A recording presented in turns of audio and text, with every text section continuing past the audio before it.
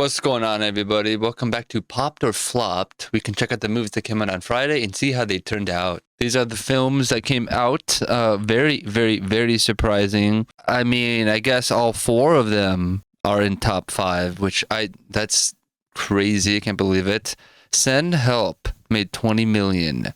Iron Lung made $17 million with a $3 million budget or something for Markiplier. So that's really amazing. The movie has some kind of mixed stuff. I guess it's a little too long, maybe, for it being in one spot the whole time. But other than that, it's a great achievement for a filmmaker. It's pretty awesome. Melania came in 3rd place. I'm very surprised. It's 7 million. Perhaps everybody who's have seen Zootopia 2 and Avatar and The Housemaid and 20 years later is a little bit new, 3 weeks for that one. But I think everybody who has seen these movies have seen these movies. Therefore, the rest of the people haven't gone yet, perhaps, and wanted to see something, and they're not into these 2 movies, or 3 or 4 movies. Anaconda dropped, 6 weeks. That's not bad. And it made 63 domestically within 6 weeks, which is interesting. Return of Silent Hill didn't do well. Mercy, 2 weeks, had a strong opening, kind of, sort of, surprisingly dethroned Avatar and Zootopia 2, kind of. Pretty hilarious, though. I'm surprised these movies did that. I can't believe Mercy dropped. I guess it really was bad. We can check out the Rotten Tomatoes for a few of these. I'm surprised that these movies got in to the top 5. All 4 of the movies from Friday, they're definitely not going to last. This Friday, we'll see at the end of the show, we'll look at the movies that are going to come out. Now we can check out this Rotten Tomatoes, see how they're doing on here. 93% from the critics for Send Help, and then 87% from the audience. I guess that's good. Sam Raimi, and then The Moment. I don't know about that. That's a new A24 film. That's coming out, I think, this Friday. I think it's a limited right now, limited release for the critics or whatever. But this Thursday, Friday will be the full release of this, The Moment from A24, the wide release. And then Melania over here, 6% from the critics, of course, right? The industry has to hate her, even if you support her. But 99% from the audience, I guess that's good, right? Yeah, I don't know. The Bone Temple, good on both sides. Everyone's liking that one. Shelter, not bad for a Statham movie. And then Iron Lung, 44% by the critics. Wow. Because it's not by the industry. I read a few comments saying that it's nice to know that this movie wasn't made with corporate greed, and which is kind of a nice compliment for Markiplier. And Mercy here is 24% by the critics, but 82%. But it dropped all the way down. That's weird, right? Why did it drop in 2 weeks? Drop to 7th place? Strong opening, and then, then a real sudden drop. Then No Other Choice. I don't know where that is. Silent Hill. Wow. Return to Silent Hill. Check that out. 17% on the critics' side in favor, with a 29% terrible score from the audience. Jeez, that's unbelievable. H is for Hawk, 80% and 77%. So that's a good movie, which is very surprising. Must be it's a character study, It's more about the acting and the character and the performance and all that. Primate, surprisingly, turned out well. That is really funny. I mean, Clicker, I don't even know what this is. 10%, Jesus, and 91% from the audience. That is so bizarre. How can the industry, I swear, is that the critics? They must be being paid for the hate. There's no way that they could actually, they hate it, and then the reality is that it is a good movie because the audience liked it, Very strange how that works. Like, there's some movies where everybody agrees, like this A Private Life. Both sides agree that's a good movie. Dead Man's Wire, everybody agrees that's a good movie. But then Greenland 2 Migration, the half people hate it, the other half like it. How is that possible? Greenland 2, I watched it. It is okay.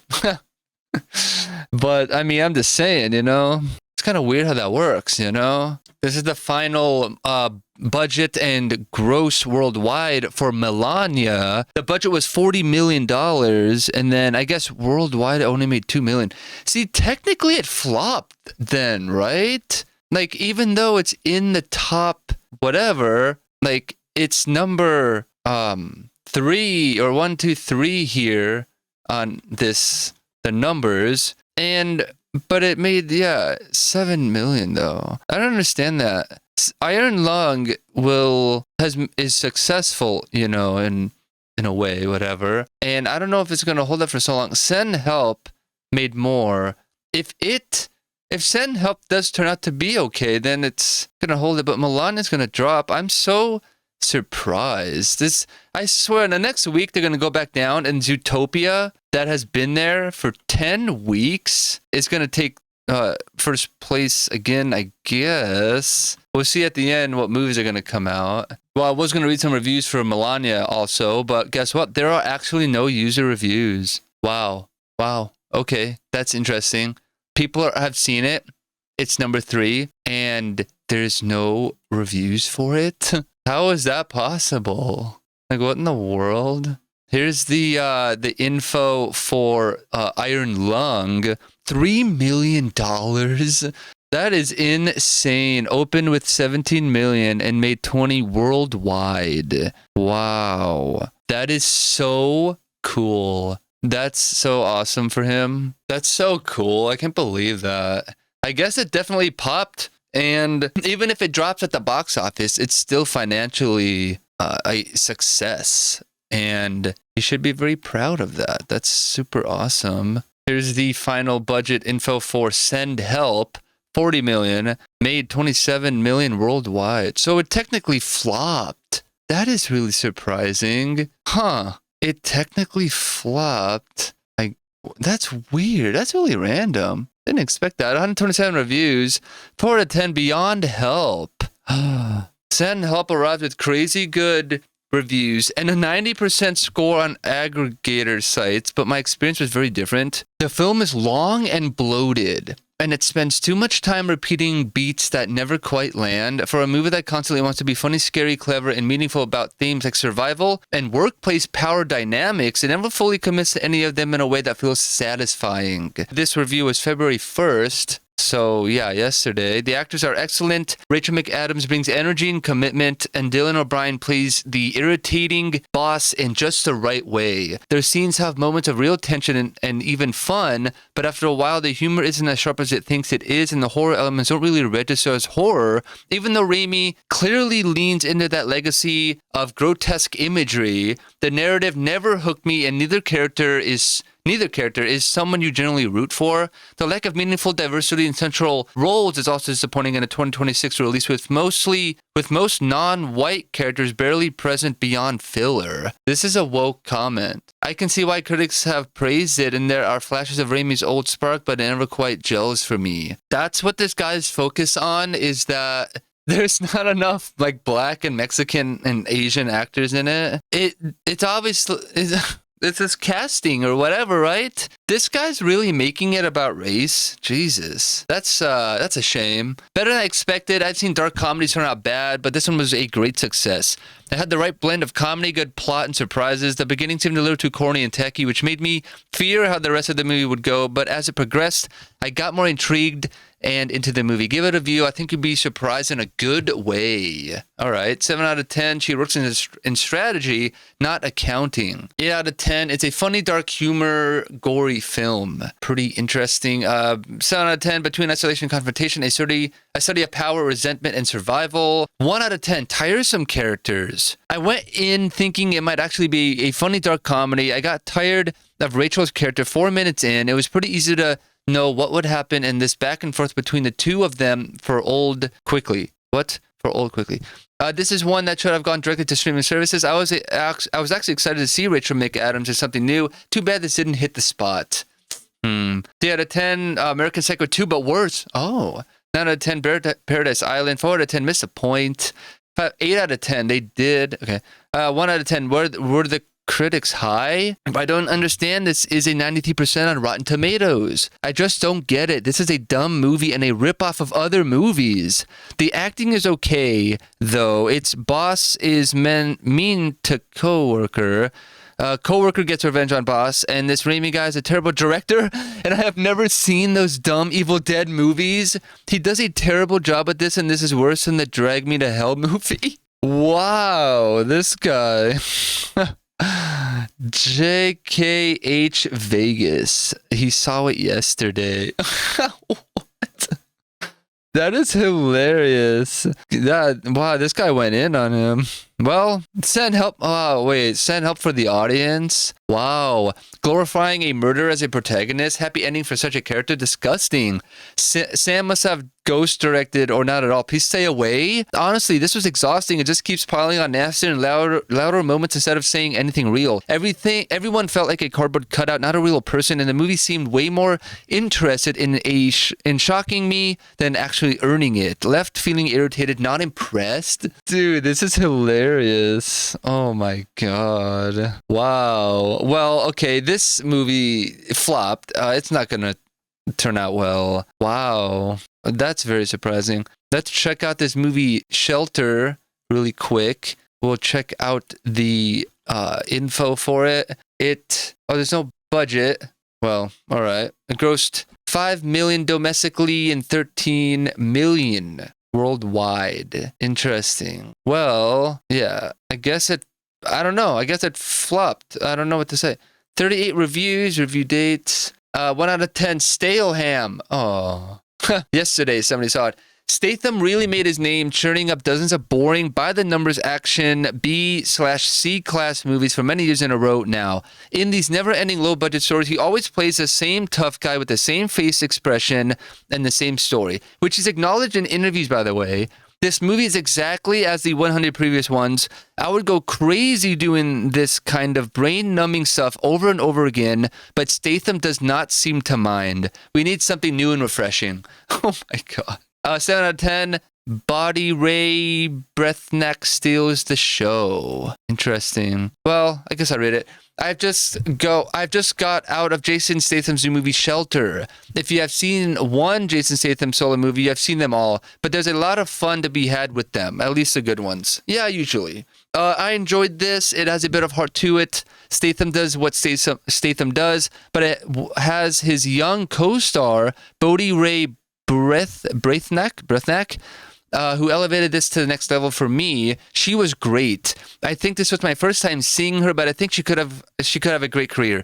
Bill Nye, not the scientist, collects possibly his easiest paycheck ever, as he is not given a lot to do. The cast are all competent performers, though, so no complaints there. I only have 2 complaints. This does feel like a 15 rated in the UK movie. It's 12A or PG-13 for sure. Lots of people die, but it's not explicit in any way. I also thought the movie was going to go in a certain direction with lots of foreshadowing, but it didn't follow through with that. All in all, a routine and predictable Jason Statham movie, but that I had a good time with. All right, well, not bad. It's probably fun. 5 out of 10, how can a script mess up this formula? 10 out of 10, absolute cinematic thrill. I think that's real. Jason Statham is back with another action-packed film. It was a great cinematic experience and a great movie. Really enjoyed the visual effects and Statham's action stunts. It starts with a dark, interesting story that suddenly turns into an action thriller. Great cast. It is better than previous movie Beehive. Truly enjoyed as an audience. Okay, I think that's real. 7 out of 10, surprisingly good. 2 things about this movie. What didn't surprise me is that Shelter is exactly what you'd expect from a Jason Statham film. A straightforward, no-nonsense action movie where he shows up, takes a beating, gives out even worse ones, and walks away with nothing ever touched him at the end. What surprised me, though, is how much I actually like Shelter. The action is actually very solid. The pacing is good once it gets going, and the plot, while predictable, was pretty fun as well. You think that's real? That does not sound real at all. These people should be required to put up their license next to this or something. You know what I mean? or a picture of them. 7 out of 10 Shelter, 8 out of 10 if you like Beekeeper. This is equally good. All right, well, that's good enough, I think. That's all the reviews for these films. Surprised there are none from Melania. That's very bizarre. So yeah, I mean, Iron Lung was the only one that technically did well. Everything else flopped. That's pretty awesome. February 6th on Friday will be Buffalo Kids from Viva Pictures. Dracula, another reboot of this freaking series. They've been trying to do this dark universe forever. They just can't get it going. I think there's a Mummy movie coming up. I mean, I think they need to jump. They just need to jump straight to a Justice League style film with all Dracula, Frankenstein, whatever, the Wolfman, the Mummy, whatever, all of them, all in one, and just get it over with. And a witch. Just get to the point, do that, because that's what they're trying to get to. And they just can't do it. From Vertical Entertainment, that one's coming out.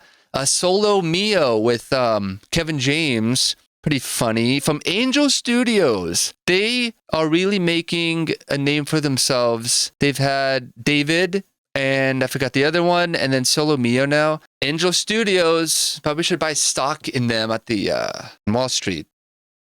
The Strangers Chapter 3...